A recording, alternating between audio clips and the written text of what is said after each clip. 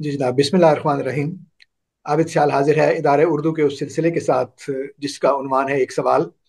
और एक सवाल में हम मुख्तलिफ सीरीज़ जो है वो भी चलाते हैं। उनमें से एक सीरीज़ जो है वो है जनाब डॉक्टर नासिर अब्बास नईर साहब के साथ, जो उनकी किताब नए नक्कात के नाम खतूत पर मबनी है। एक एक ख़त पर हम बहस कर रहे हैं कि उसके मंदरजात क्या हैं, और उसके जो मुख्तलिफ चीज़ें उसमें लिखी गई हैं उनके महरक़ात क्या हैं, और बाज़ चीज़ें अगर वजाहत तलब हैं तो उन पर भी वजाहत जो है वो डॉक्टर साहब से हम रिक्वेस्ट करते हैं कि वो कर दें।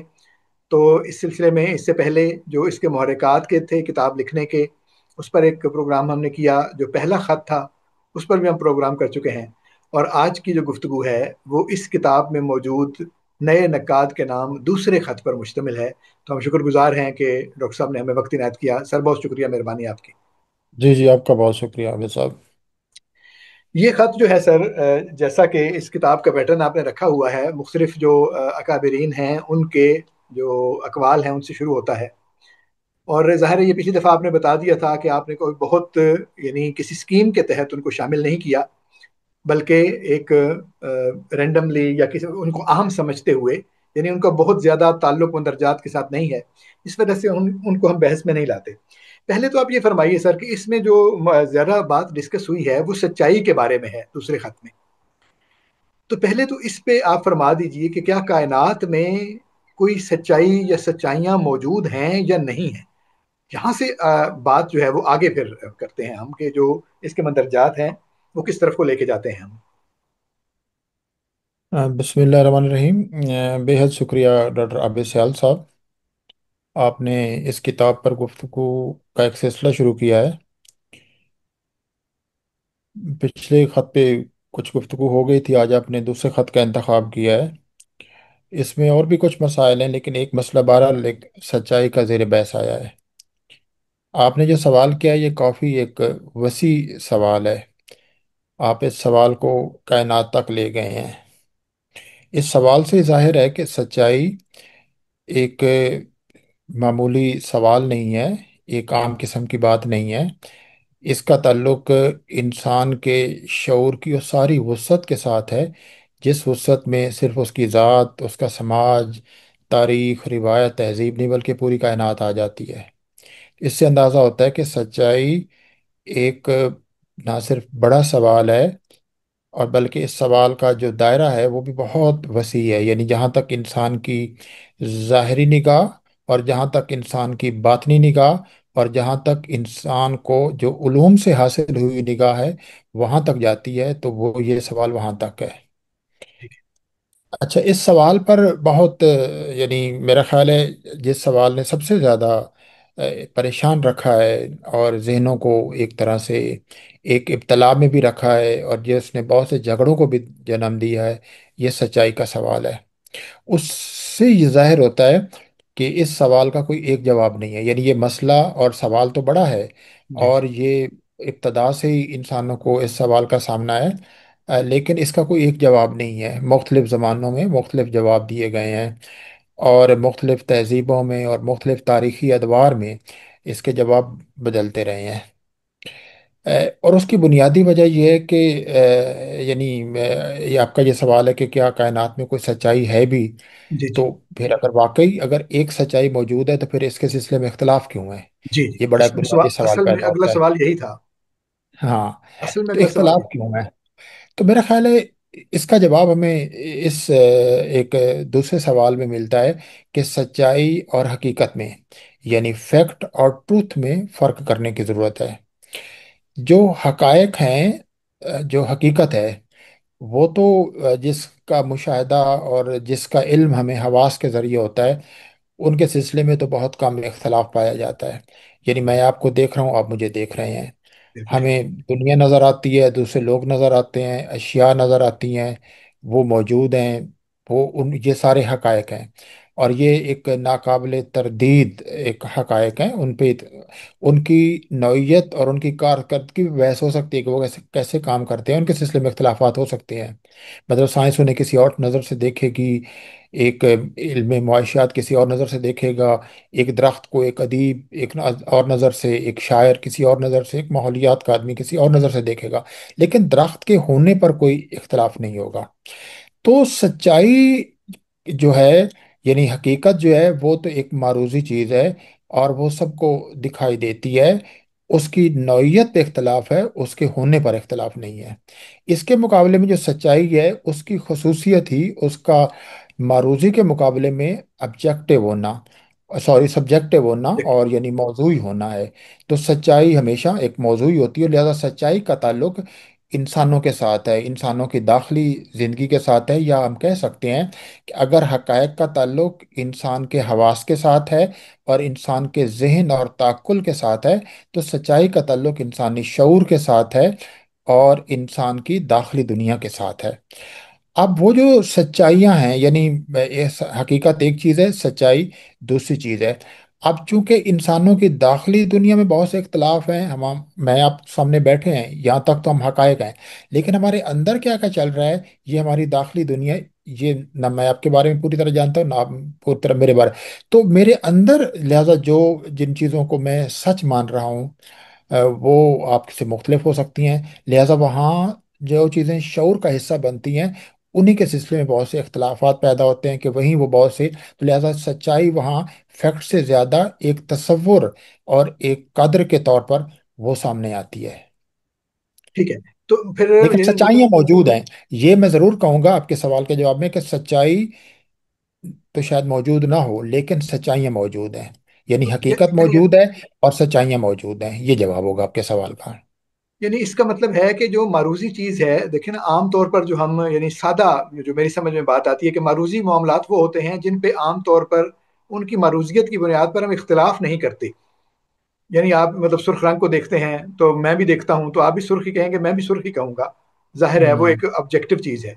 لیکن جو اچھا برا ہے، یہ ایک طرح سے سبجیکٹو ہے، تو اس کے بارے میں فرق ہوگا، آپ اس کو اچھا سمجھیں اور میں اس کو اچھا نہ سمجھوں، یا آپ اس کو خوشگوار سمجھیں اور میں اسے جو ہے وہ ناگوار سمجھوں، تو یہ ایک ہو سکتا ہے۔ تو اس کا مطلب یہ ہے کہ جو پھر کچھ چیزیں جو ہے، یعنی سچائی تو پھر وجود نہ رکھتی ہوئی اگر وہ موضوعی ہے، تو ہم اس کا مطلب ہے اس کو آبجیکٹیولی پہچان نہیں سکتے پھر۔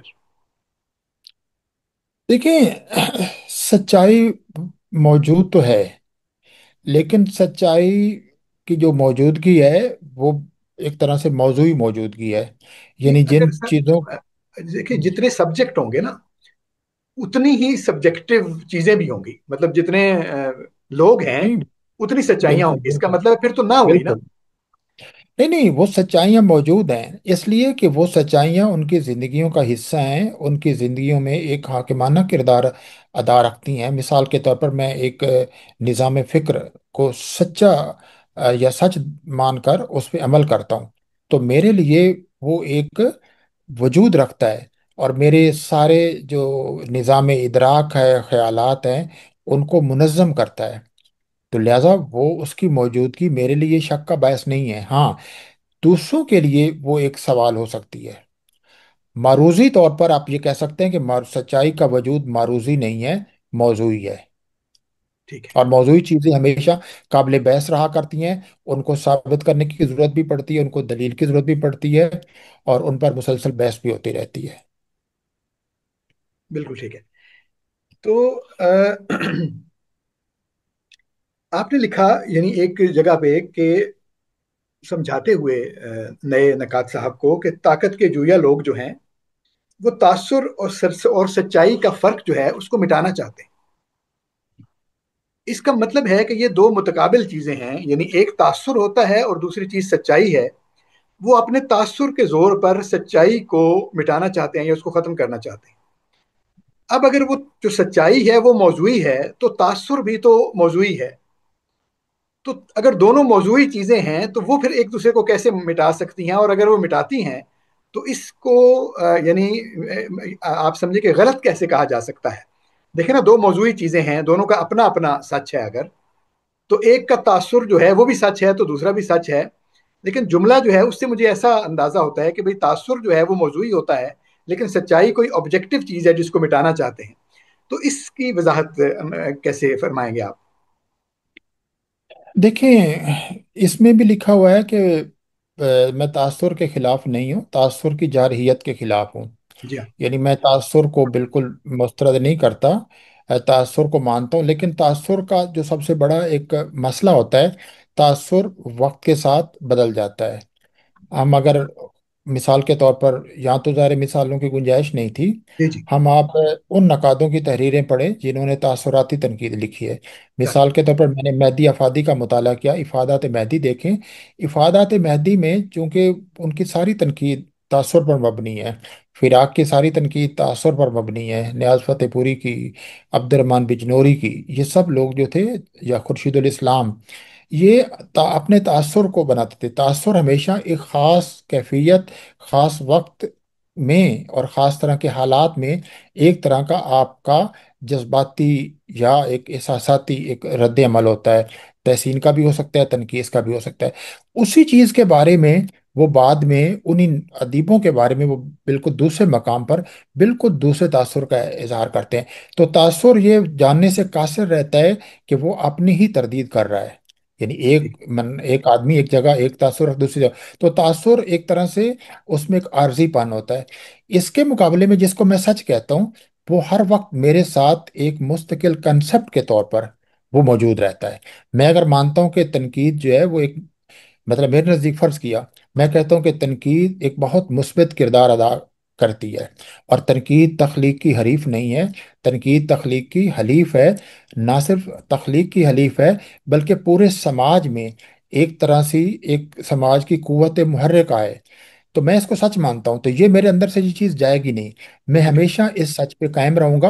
اور اس کو بار بار مطلب ثابت کرنے کے لیے میرے پاس دلائل ہوں گے، میں کسی تضاد کا شکار نہیں ہوں گا۔ چل۔ لیکن تاثر میں ہمیشہ تضادات آ جاتے ہیں۔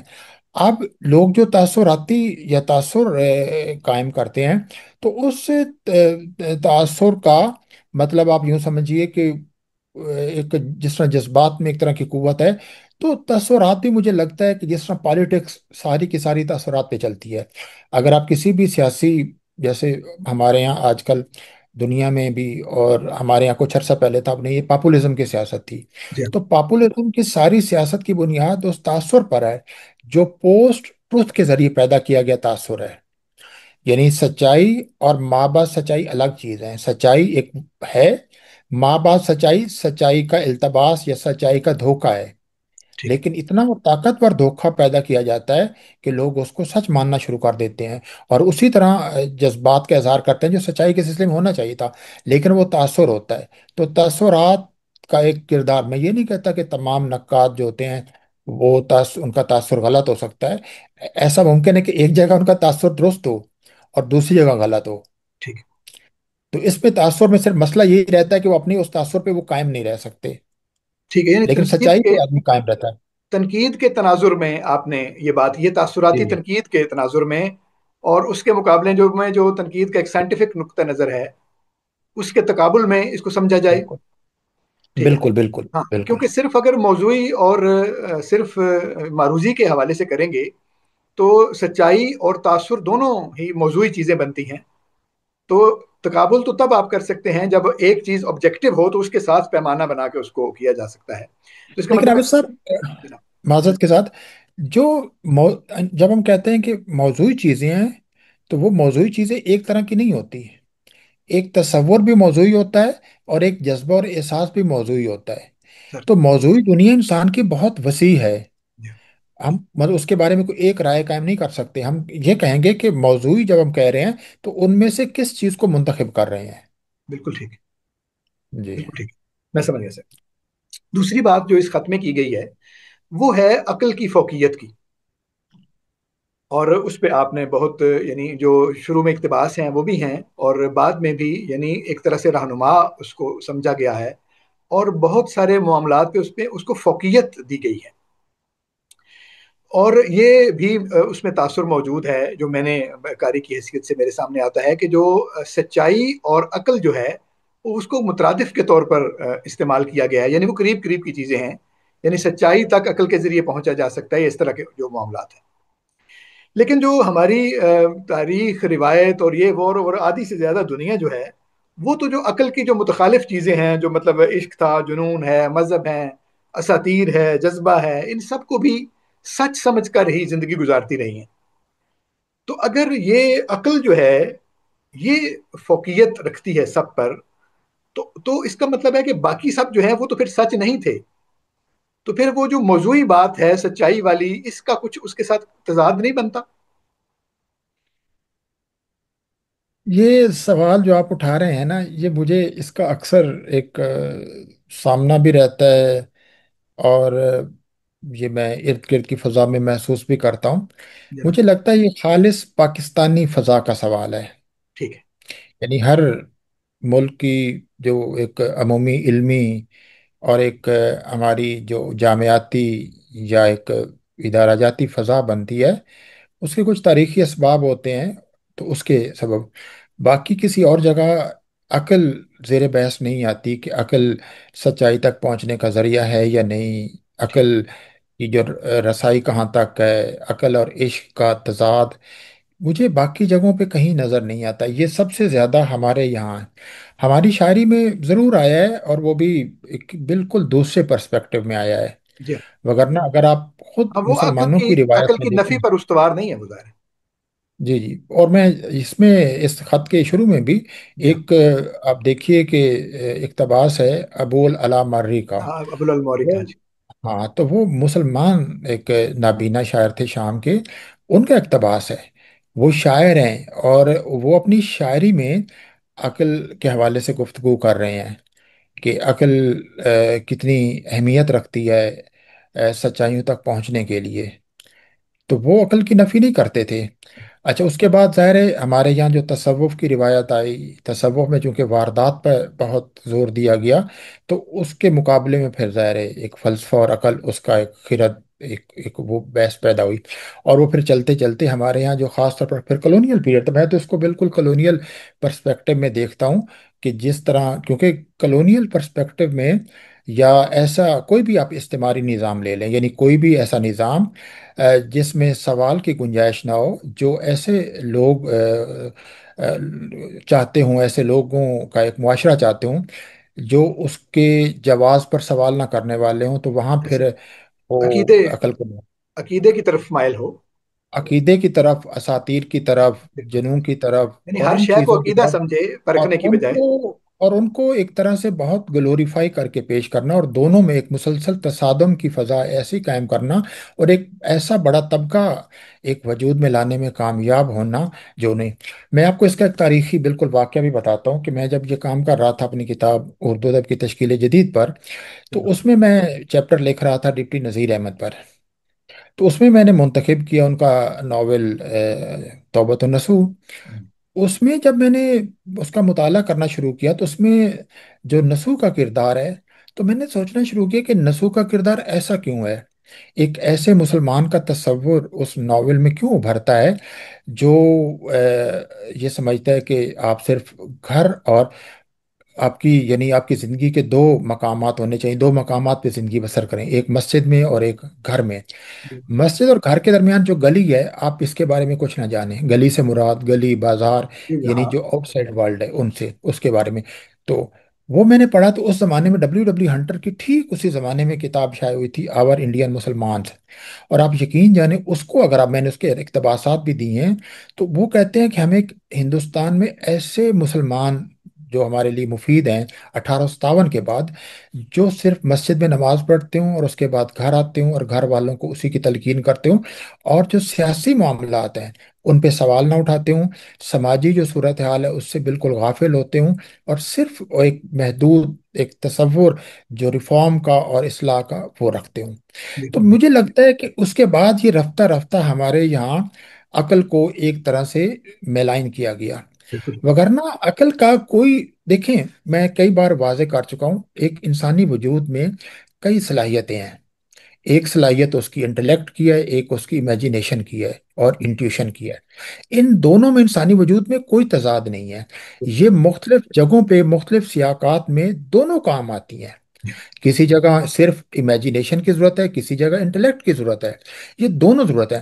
اور اس سے بھی پڑھ کر اگر آپ دیکھیے، اگر ان میں تضاد ہوتا تو میرا خیال ہے ہر انسان ہر وقت ایک اس کے اندر میدان جنگ بنا رہتا، جبکہ ایسا نہیں ہے۔ وہ بالکل جو ایسا ایک متوازن زندگی بسر کرتا ہے، اپنی تمام صلاحیتوں کو بروئے کار لا کر کرتا ہے۔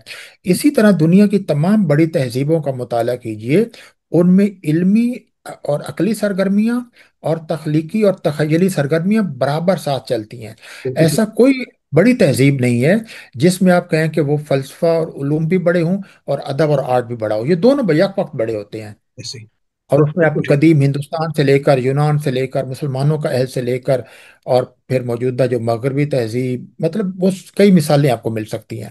تو اس لیے میں سمجھتا ہوں کہ جو عقل ہے وہ سچائیوں تک پہنچ سکتی ہے، اور عقل کا کوئی جنون سے تضاد نہیں ہے۔ ٹھیک یہ دو جدا جدا ایک صلاحیتیں ہیں جو جدا جدا مقامات پہ بھی کام آتی ہیں، اور کبھی کبھی ان کے درمیان امتزاج بھی ہوتا ہے۔ یہ ٹھیک کہنا کہ یہ ایک دوسرے سے مختلف ہے، ہم اصل مسئلہ یہ کہ ہم نے، جو میں نے کہا پاکستانی فضا، تو ہم نے ان دو مختلف کو مخالف سمجھ لیا ہے، حالانکہ مختلف ہونے کا مطلب مخالف ہونا نہیں مخالفت ہوتا۔ نہیں ہے، ظاہر ہے وہ جی جی، کمپلیمنٹ کرتے ہیں ایک دوسرے کو، ظاہر ہے وہ دونوں بالکل مل کر بالکل، پورا ہوتے ہیں۔ یہی میرا ایک موقف ہے، اور اسی سے توازن قائم ہوتا ہے کسی بھی سماج میں۔ ہاں جی، لیکن جو ہاں، آپ نے عقل اگر اکیلی عقل کو آپ استعمال کریں، اور بالکل جو باقی انسان کی صلاحیتیں ہیں جو ایک ورائے عقل ہیں، عقل سے مختلف ہے، ان کو نکال دیں، یا عقل ایک ایسا کردار ادا کرنے لگے کہ ان کے لیے ساری اسپیس کو ختم کر دے، وہ خطرے کی بات ہے۔ ٹھیک ہے، لیکن چونکہ بات سچائی پہ ہو رہی تھی نا، تو میرا خیال ہے کہ اس میں تاثر جو مجھے لگا وہ یہ ہے کہ عقل کو سچائی کے طور پر پیش کیا گیا ہے، اور باقی چیزیں جو ہیں وہ نہیں سچائی نہیں کے مقابل آتی ہیں۔ نہیں نہیں شاید نہیں، ایسا نہیں ایسی ہے بات نہیں سچائی، ہے، ایسا نہیں ایسا نہیں ہے۔ ہے۔ عقل سچائی دیکھیں، اگر ہم اس کو بالکل اس کنٹیکس میں لے آئیں تو جو فن کی سچائی ہے، فن کی سچائی کو ثابت کرنے کے لیے کہ فن کی سچائی ہوتی کیا ہے، اور فن کن ذرائع کے ذریعے کس سچ تک پہنچتا ہے، اور سچ کی نوعیت کیا ہوتی ہے، تو اس سارے جواب جو ہوگے یہ عقلی سوال ہے، اور ان عقلی سوالوں کے جواب تنقید ہی دے گی۔ بالکل ٹھیک ہے۔ آخر پہ آپ نے لکھا کہ مجھے ایک بزرگ نے دعا دی تھی کہ خدا تمہیں زخم چشم سے بچائے۔ ہاں۔ یہ کیا ہے سر؟ آپ کو ایک بزرگ نے دعا دی کہ خدا تمہیں زخم چشم سے بچائے، تو آپ نے نئے نکات کو لکھا کہ یہی دعا میں تمہیں دیتا ہوں۔ تو یہ کیا ہے؟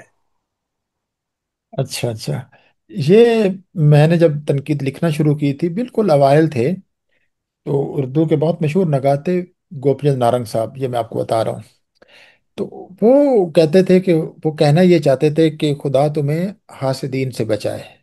ٹھیک ہے، وہ حاسدین آپ کی طرف دیکھتے ہیں، ٹھیک ہے، تو وہ کہنا وہ یہ چاہتے تھے، ٹھیک ہے، ٹھیک کسی کی دیکھنے کا جو زخم ہے وہ آپ کو نہ لگے، ہے، اچھا اچھا۔ آپ ان کے زخم چشم یعنی دیکھنے، ہاں ٹھیک ہاں ہے ہاں ٹھیک ہے، جی، میں سمجھا، تو یعنی میں آپ نے کو یہی کہا کہ، اچھا ہے۔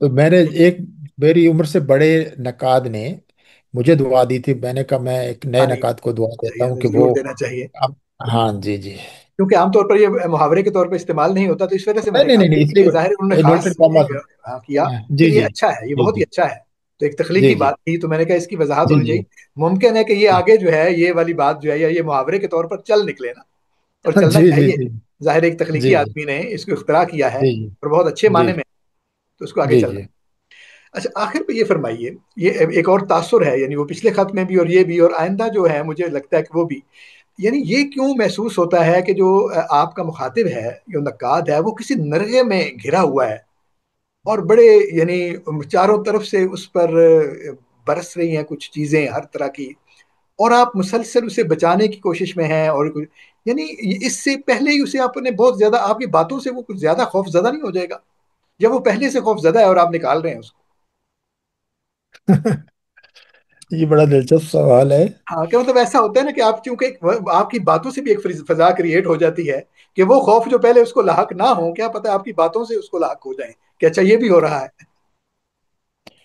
میرے خیال ہے آپ بھی اچھی طرح سمجھتے ہیں کہ ہمارے زمانے میں جتنا تنقید کو تضحیک کا نشانہ بنایا جا رہا ہے، اور کثرت سے، یہ ایسے ایک جگہ نہیں، یہ صرف چند سوشل میڈیا پہ لوگ موجود نہیں ہیں، یہ یونیورسٹیوں میں بیٹھے ہوئے بے شمار لوگ ہیں، جی ایسے اور بہت سے بزرگ اور سینئر لوگ بھی ہیں۔ اور میں نے کہا جی ٹھیک ہے، آپ کی تنقید کے تمام تیروں کا رخ نقادوں کی طرف کیجئے، میری طرف کیجئے، کوئی بات نہیں۔ تو میں اس تنقید، کیونکہ میں اس سچائی کو مانتا ہوں کہ تنقید ایک بہت بنیادی کردار ادا کرتی ہے، جی تنقید تخلیق کی کوئی دشمن نہیں ہے، تنقید تخلیق کی بہت معاون ہے۔ یہ جھگڑا ہی بیکار ہے کہ تنقید تخلیق کے لیے کوئی مسائل کا باعث بنتی ہے، یا تخلیق کو مرجھانے کے اسباب پیدا کرتی ہے، یا نقاد، یہ بحث بیکار ہے۔ تنقید نے ہمیشہ، مطلب پوری انسانی تہذیب میں حیران ہوتا ہوں کہ لوگ تنقید کے بارے میں، مطلب تنقید کا جو بنیادی کردار اس کو ادا کرنے میں مدد دینے کی بجائے، یہ جو ادا کر رہی ہے اس کا مطلب اس پہ گفتگو کرنے کی بجائے کردار کی نوعیت پہ بحث کرنے کی بجائے جی تنقید کے وجود پہ سوال اٹھاتے ہیں۔ وجود سوال ہوگا۔ تو وہ ایک اس لیے، اور میں نے دیکھا ہے کہ جب بھی جو لوگ نئی تنقید میں آنا چاہتے ہیں تو سب سے بڑا خوف یہی ہوتا ہے، ان کو جی پہلے دن سے بتایا جاتا ہے نہیں نہیں، تنقید تو بہت بیکار چیز ہے، اصل چیز تخلیق ہے۔ اب یہ جو سوال ہے اصل چیز تخلیق ہے، تنقید بیکار ہے، تو مجھے یہ بتائیے کہ کون سا نقاد ہے یا کون نوجوان ہے جو تنقید کی طرف بہت سنجیدگی سے آئے گا، اتنا وسیع اور مسلسل مطالعہ کرے؟ وہ کہے گا نہیں، مجھے بس تخلیق ہے، میں شاعری لکھوں گا، افسانے لکھوں گا اور ناول لکھوں گا۔ اور آپ دیکھیے کہ اسی طرح وہ ہمارے آسان یہاں ہے اس سے کہیں تنقید، زیادہ۔ تو تنقید میں لوگ کیوں کم آئے ہیں؟ مطلب آپ دیکھیے نا، اس وقت اردو ادب میں جو لوگ لکھ رہے ہیں، لکھ تو بہت رہے ہیں، کتابیں بہت شائع ہو رہی ہیں، تو کیا وجہ ہے کہ شاعری کی کتابیں بھی بہت آ رہی ہیں، ناول اتنے چھپ رہے ہیں، ہاں ناولوں کا آپ شمار نہیں کر سکتے۔ اچھا، افسانوں کی کتابیں بھی اب کافی آنے لگی ہیں، تو تنقید کی جو سنجیدہ کتابیں ہیں، وہ کتابیں ان کو تنقید میں نہیں شمار کرنا۔ یہ جو M Phil P H D کے تھیسس چھپتے ہیں وہ تو ایک ہاں، نہیں ڈگری ظاہر کے ہے وہ تو، لکھے گئے ہاں انسان وہ کا۔ کچھ نہیں۔ تو باقاعدہ نقاد کیوں نہیں آ رہے؟ کوئی آپ کو نظر کیوں نہیں آتے؟ تو اس کی وجہ وہی ہے کہ آپ نے اس سے پہلے اگر جائیں 20 25 سال پہلے، 50 سال پہلے، تو اس وقت یہ بحثیں موجود نہیں تھی۔ تو جو چیزوں کے بارے میں آراہ ہوتی ہیں وہ بہت اہم ہوتی ہیں۔ جی تو اس لیے آپ کو جو نظر آتا ہے یہ صرف اس کا نکالنے کے لیے کہ نہیں، آپ ایسا مت سمجھیے۔ اگر آپ کے ارد گرد ایسی فضا موجود ہے، ایسی باتیں ایک گردش میں ہے، تو آپ ان کی پرواہ نہ کیجیے، آپ ان کا سامنا کیجیے، لیکن اس سے نکل کر آگے آگے جیسے خطوں میں جائیں گے تو وہاں آگے پھر سنجیدہ سارے یہ مباحث آتے ہیں تنقید کے حوالے سے۔ شروع کے 2 3 خطوں میں یہ باتیں ہیں۔ جی جی چلیں، تو بہت شکریہ۔ جو ظاہر ہے خط وہ سارے کا سارا تو نہیں ظاہر ہے ڈسکس کیا جا سکتا، اگر یہاں پہ ڈسکس کرنا تھا تو وہاں پہ لکھنے کی کیا ضرورت تھی؟ صرف یہ ہے کہ چند باتیں ان میں سے ایسی جو پڑھتے ہوئے طالب علم کے سامنے آتی ہیں، اور مقصد اس سارے معاملے کا یہ ہے کہ ایسی باتیں جن پر کوئی سوال بنتا ہے وہ آپ سے سوال کیا جائے، اور دوسرا ہے کہ دیکھنے والے جو ہیں ان کو شوق پیدا ہو اس بات کا کہ جو سنجیدہ کتابیں ہیں ان پر بات کرنی چاہیے، جیسی بھی آپ کو بات سمجھ میں آتی ہے یا اس میں آتی ہے، اور آپ موجود ہیں، اس سے بڑی کیا سہولت ہو سکتی ہے کہ مصنف سے پوچھا جائے کہ یہ والا جو معاملہ ہے اس پر کیا ہے رائے۔ اور ظاہر ہے پہلے سے اس کتاب کے قارئین موجود ہیں، تو جیسے جیسے لوگ اس کو دیکھیں گے اور آپ کو دیکھیں گے بات کرتے ہوئے تو مزید انشاءاللہ بڑھیں گے۔ تو میں شکر گزار ہوں کہ آپ نے وقت عنایت کیا۔ جی جی، مجھے ایک بات یاد آ گئی آپ کی جی بات سے کہ یہ کتاب میں باتیں موجود ہیں، میں پوچھ رہا ہوں۔ عبداللہ حسین کے ایک ناول شائع ہونے لگا تو انہوں نے، نیاز صاحب نے کہا جو سنگ میل کے مالک تھے، کہ آپ اس کا کوئی پیش لفظ لکھ دیجئے، کوئی اس میں شامل کر دیجئے۔ تو انہوں نے ایک چھوٹا سا ٹکڑا لکھا، انہوں نے کہا جی ایک روسی رقاصہ تھی، تو ان سے سوال کیا گیا کہ آپ رقص کیوں کرتی ہیں؟ ایسے ہی، تو اس نے کہا جی اگر میں نے، مطلب اگر میرے پاس جواب ہوتا تو میں رقص کیوں کرتی؟ رقص کیوں کرتے ایسے ہی؟ ہاں ظاہر ہے وہ کر کے رقص، میرا رقص ہی اس کا جواب ہے۔ اس کا جواب رقص ہے، یہ آپ نے صحیح فرمایا۔ لیکن اصل میں سر یہ ہے کہ جو دنیا ہے نہیں نا، نہیں نہیں نہیں، وہ ویسے مذاق میں، اس کو آپ نے شامل بھی بہت نہ اچھی کیجیے بات گا، کی، یہ تو ویسے۔ اچھی بات ہاں کی جی۔ آپ نے بہت ظاہر ہے، اور اس پہ لیکن اس کا جو ایک اور پہلو ہے نا وہ یہ ہے کہ میں نے دیکھا ہے، یعنی ہم چونکہ آپ سے عمر میں چھوٹا ہوں، مجھ سے عمر میں جو چھوٹے لوگ ہیں ان کے ساتھ رابطہ بھی ہے، اس سے چھوٹے بھی ہیں، ظاہر ہے آپ کے بھی بچے ہیں، آپ کے بچے بڑے ہیں، میرے بچے بھی چھوٹے ہیں، تو میں دیکھتا ہوں کہ ہر آنے والی جو نسل ہے وہ کتاب کی بجائے یہ جو میڈیم ہیں دوسرے ان کی طرف زیادہ مائل ہے۔ تو آپ جتنے زیادہ میڈیمز پر میڈیا پر موجود ہوتے ہیں اتنا زیادہ جو ہے وہ آپ کی بات کا اثر یا آپ کی بات کا جو پھیلاؤ ہے وہ ہے۔ تو ہمیں اپنے جو یہ سارے میڈیم ہیں ان کو استعمال کرنا چاہیے، اور بہت سارے معاملات میں ہو رہے ہیں، تو ہم اپنے اس علمی معاملے کو آگے بڑھانے کے لیے کیوں نہ کریں؟ تو وہ اس کی ایک بنیادی وجہ بھی ہے۔ تو ایک ورژن جو ہے وہ آپ کو یہ الیکٹرانک ورژن بھی آپ کی کتاب کا ملتا ہے۔ تو بہت شکریہ، آپ نے وقت عنایت جی جی فرمایا اور بڑی توجہ کے ساتھ اور بڑی وضاحت کے ساتھ ان نکات پر بات کی جو میرے ذہن میں قاری کی حیثیت سے آئے۔ امید ہے کہ ہمارے دوستوں کو نئے نکات کے نام اس دوسرے خط پر یہ باتیں پسند آئی ہوں گی۔ شکریہ بہت۔